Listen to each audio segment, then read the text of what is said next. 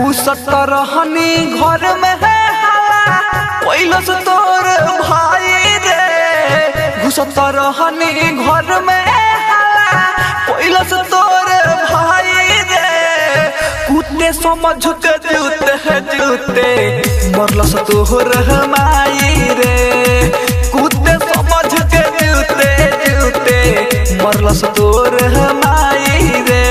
घुसत रहनी घर में है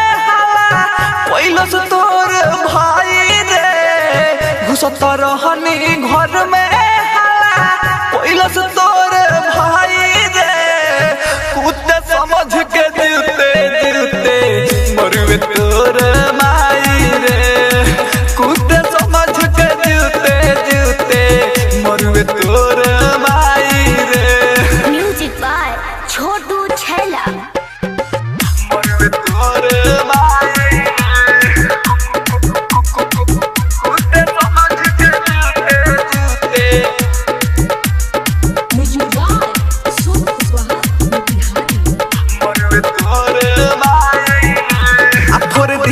भून मारी के हमारा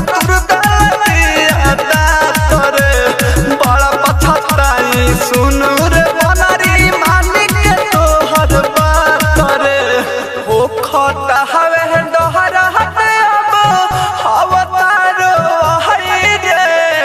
हो खता हवे डहरा हटे अब अवतार है रे कुत्ते समझ के जूते मरुए तोर माई रे कुत्ते समझ के जूते मरुए तोर माई रे। Mix by Pallavi recording studio Mathia मोड़।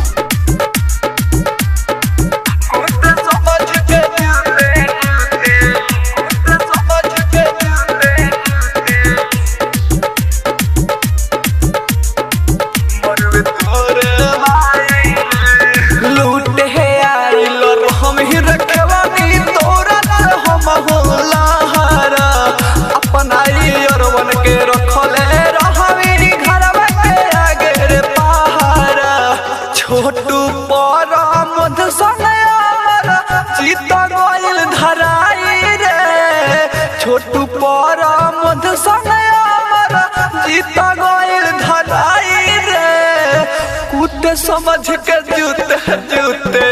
मरुए तो